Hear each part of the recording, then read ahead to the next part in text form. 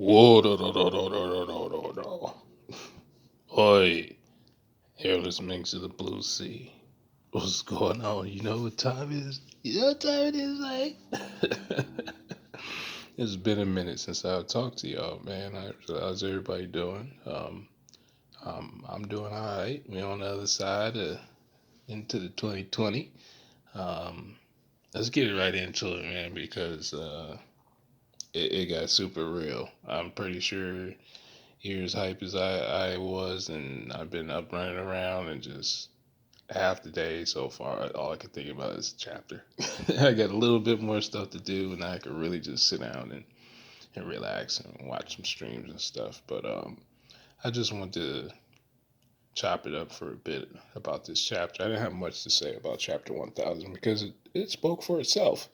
And sometimes when there's too much content, I just don't really want to like, unless I'm seeing something that I think people are missing, or um, it goes into other theories that I already had, stuff like that, then I'll bring it up. But honestly, it was pretty cut and dry, so I just wanted to sit back and enjoy that one.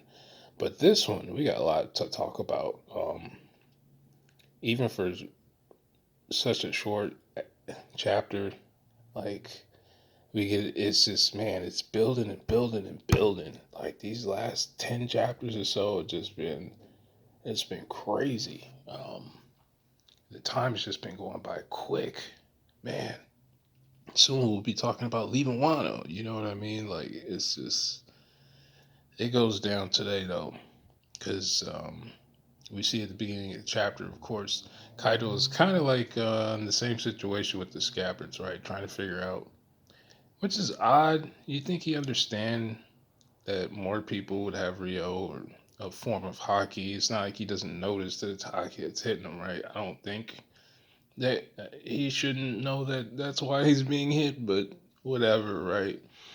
But he's sitting there trying to, reminiscing just a few chapters ago. Hey, I'm one clap Kaido.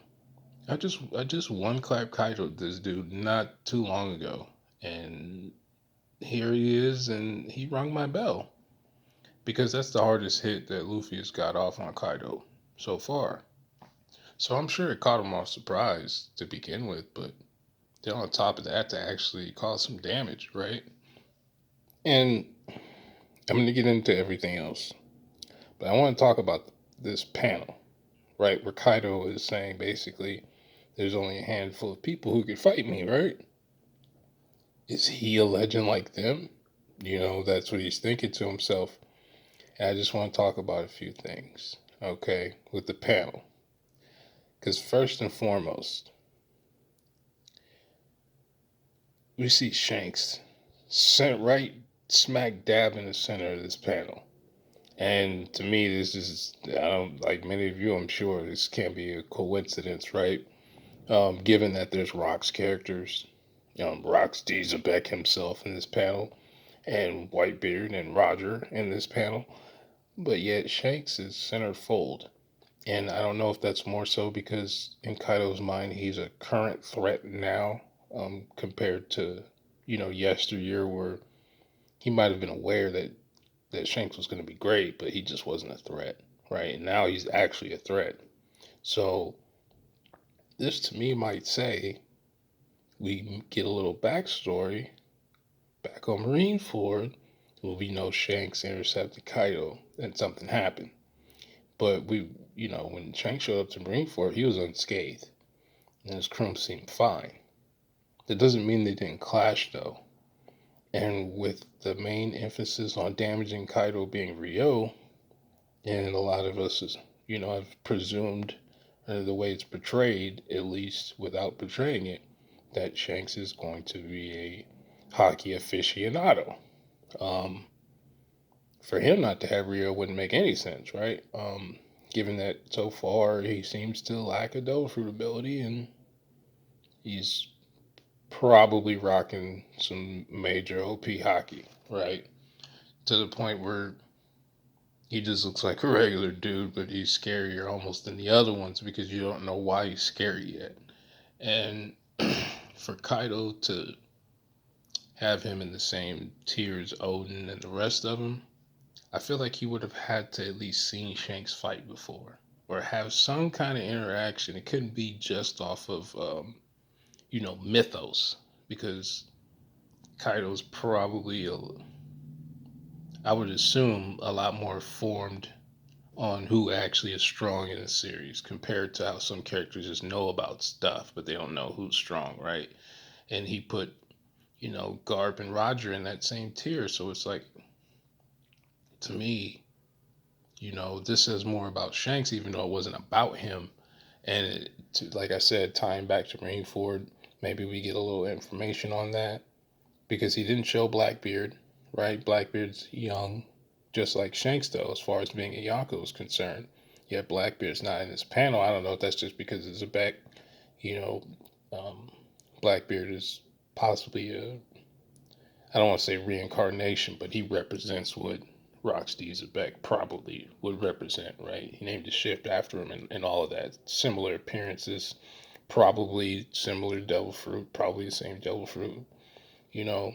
And then also, he'll probably get the Rock's backstory. We know we have to get something on them. They've been hyped up forever without being talked about. So for them to go from chapter 957 and talking about God's Valley incident to now where we don't even know what Green Bull's face looks like yet.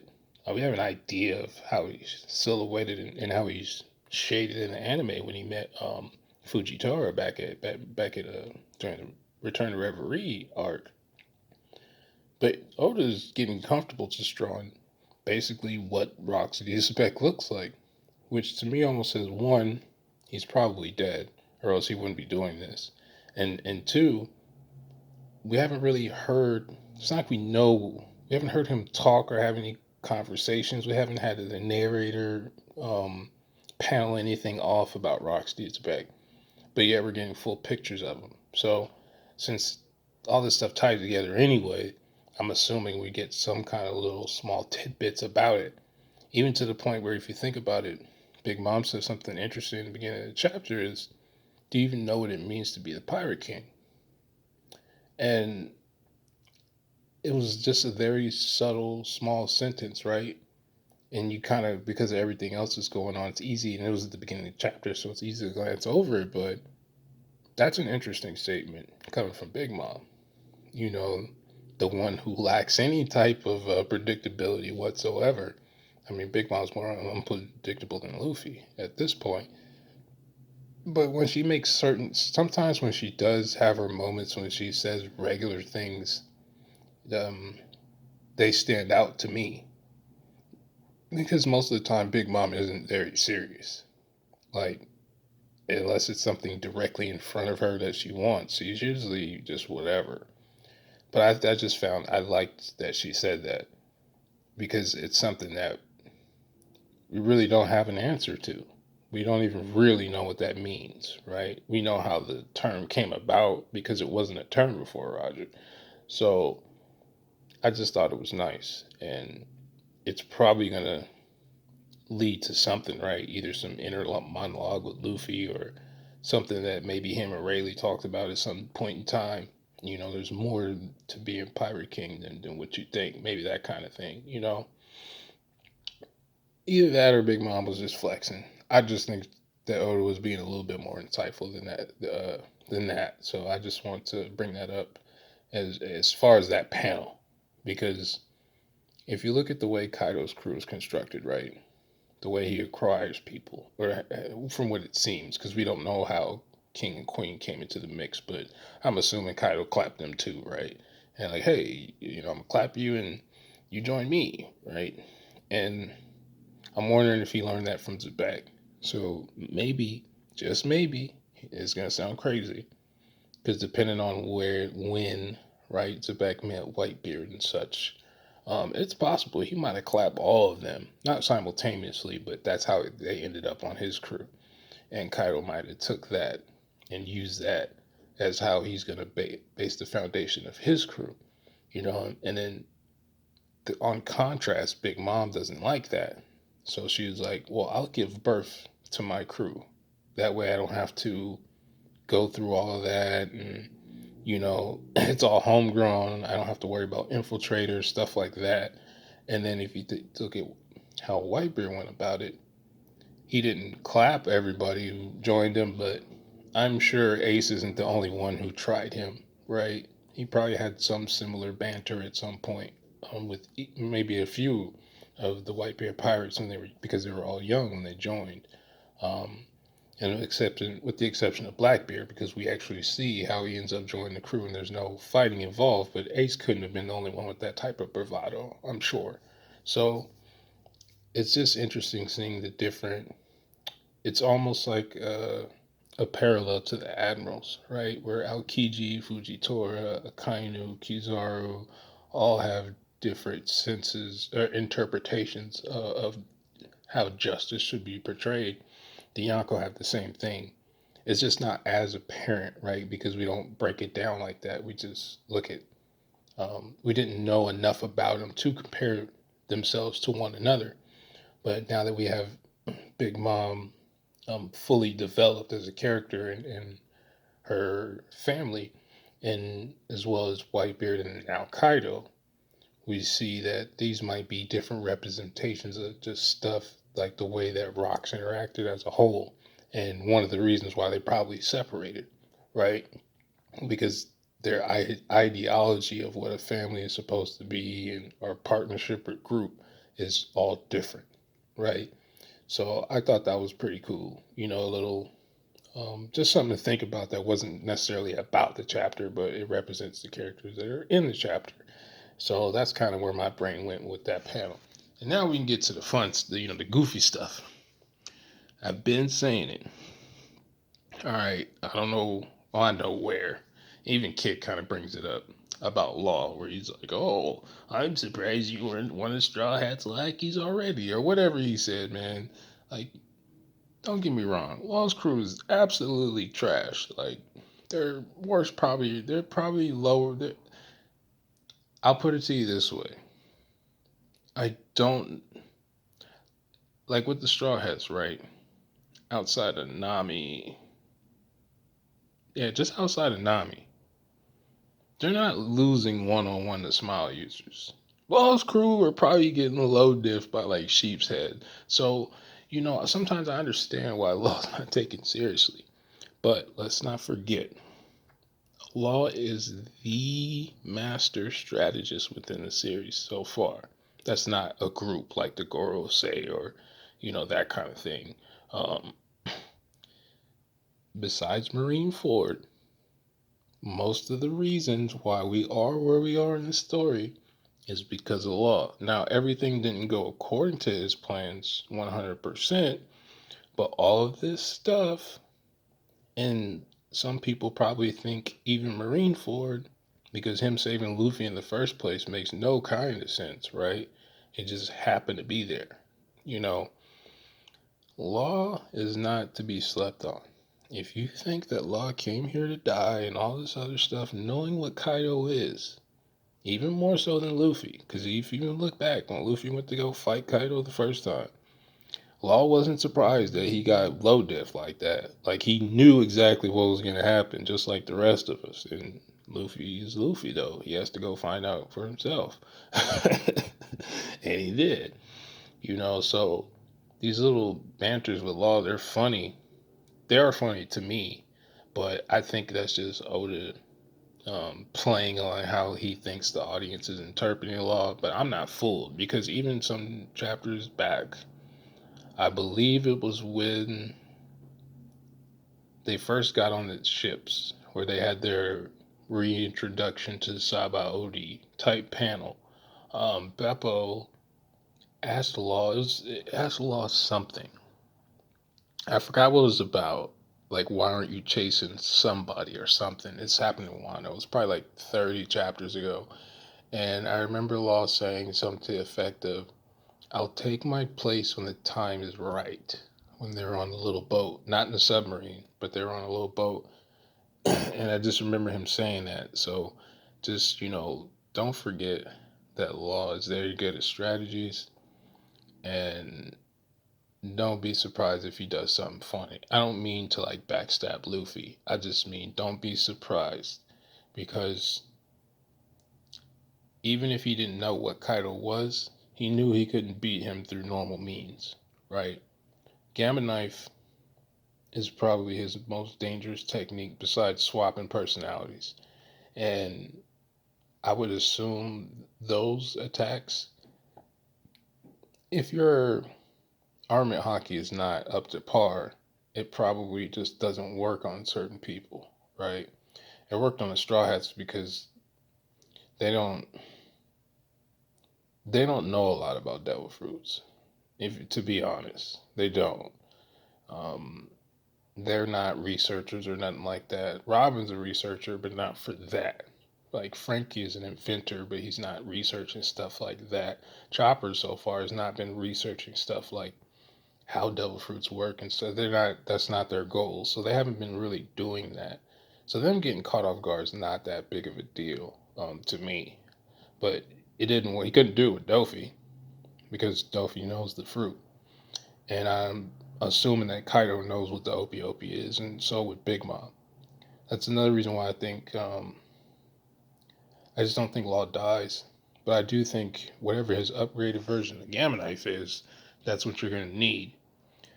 And I don't know if it's going to be a combination thing because from the like I was saying earlier, the way that the panel portrays um, them having questions about Luffy's hockey with Zoro he already knows what time it is, but Kid probably doesn't have Ryo, right? So with Luffy maybe and Zoro being the only ones who have this ability, they're going to be the ones that have to weaken Kaido the most so Law can do whatever it is that he's going to do. Because I think that's the only way that they're able to beat Kaido. Because like I stated before, none of these guys are Odin level. If they're fighting Odin right now, I think they would beat him, but it would be high diff, and that's with all of them there. So it's really hard for me to still buy into it yet without other characters showing up because it's just like Smoothie said. That logic does not apply to Yonko. It just doesn't. So everything that we're used to, we just throw it out the window. You know, I know it sounds like BS sometimes, but unbelievable characters exist for a reason. So they're not just gonna sea walk all over the Yonko. That's not what's gonna happen here. Like it's just not. And it would be terrible for the story if it did. You know, that's why I wasn't surprised Zoro. Like, come on, man. You know, I'm all about Zoro, and this still ZKK over here, but you're not one clapping Kaido, and your first encounter clash with Kaido was not going to be Zoro cutting him immediately. If that was your expectations, I don't know what to tell you, because that shouldn't have been the case. If he would have did that, like say Zoro damaged Kaido in the same way that it took all the scabbards to damage Kaido, right? When they used Totsuga, um, people would be mad.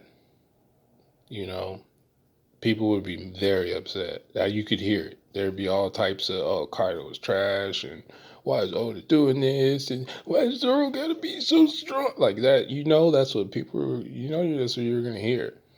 So be glad that I got exactly what I expected.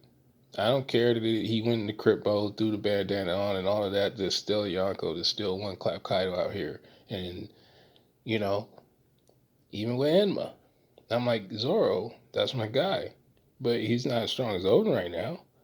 By the end of the arc, he could be approaching that level, but he's not as strong as Odin yet. So you're not going to use this man's sword better than he did the first time you actually fight a real character with it. But I am glad that he went into bandana mode because we all know there's no he's taking it serious. What was funny though was Lao, Luffy, and Kid playing games. Yeah, you know, Lao tries to pretend he doesn't play these little games, but he be going for them too. That face that they make, it's almost like the Usopp and Nami faces. The disgusted face is I don't know what it is about that type of when he draws that type of artwork. It's hilarious to me. It just reminds me of like some old school Looney Tunes type stuff. It's funny, But they really just sat there like, I'll just get hit by fire because this is what we do. I'm all over the place. This you see, I'm not in chronological order at all. I just wanted to chat with y'all. So there's no organization here. I'm just kind of freestyling it. But speaking of fire, Zoro cutting Prometheus. No big surprise. However, I see we have a Hataki Zoro the copy swordsman out here because this man straight Crollo Lucifer Kinimon's Foxfire style. And yeah, okay, it's been slightly foreshadowed, but this almost reminded me of when the technique he used when he fought Ryuma was like, first of all, we'd never seen that before, and he never uses it again in the entire series, like anime or manga. He just doesn't. It's Zoro hides so many attacks. I know it's because of Oda, but man, Zoro has so much stuff that he knows how to do. You could tell he just doesn't do it. It's like it just doesn't come out.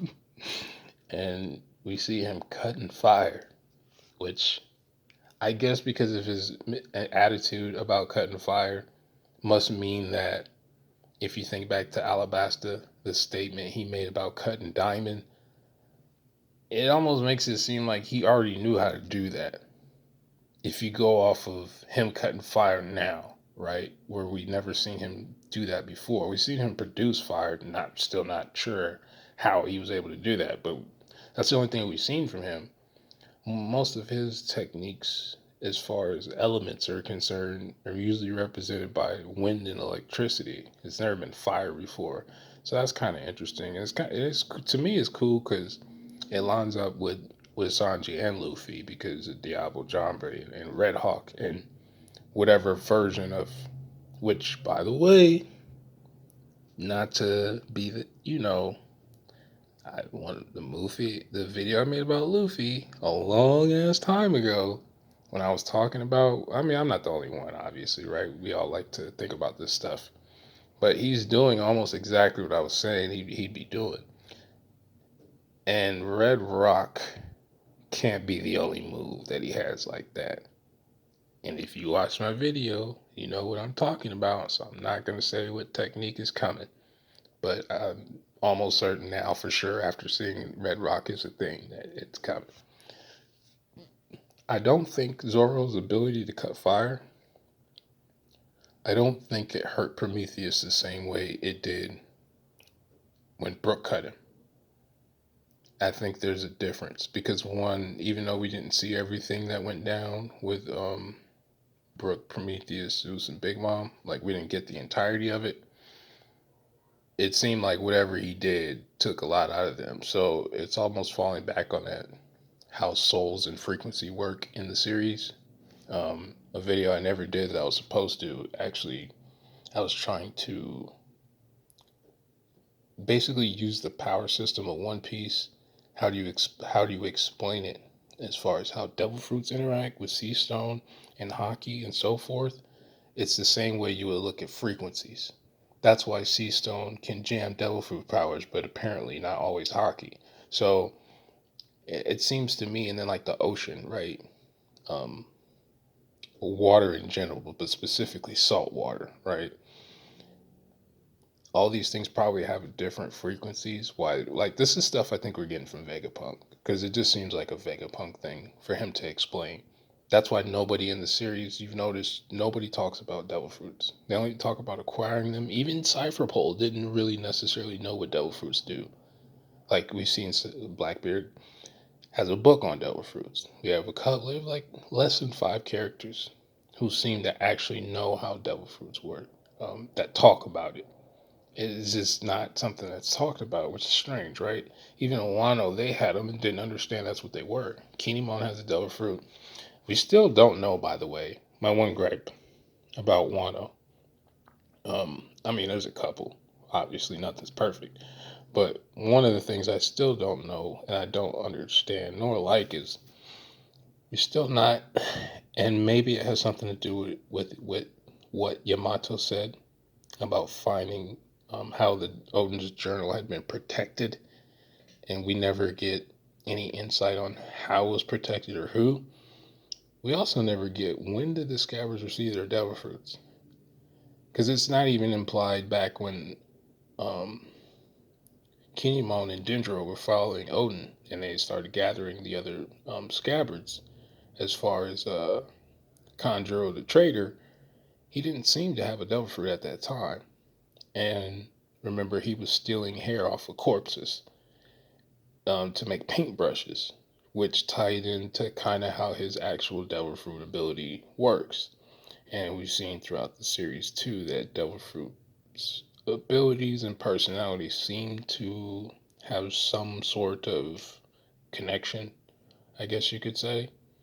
So that was my one issue, that we never seen how the Scabbards got their fruits and how long, um, they've had them for, which would explain some of the reasons why they're not as proficient with them as you would expect from a devil fruit user. Um, well, even even when Luffy was a kid, right, when he first got the Gomu Gomu, it didn't take him that long of a time to get to a decent level where he could do some things, right? So I've always wondered about that. When did they have time to train with their fruits, and when did they get them? Because as soon as they traveled to the future, they didn't have time to train. And like I said, it was always weird to me about the devil fruit thing, just with Kinemon and Kanjuro specifically.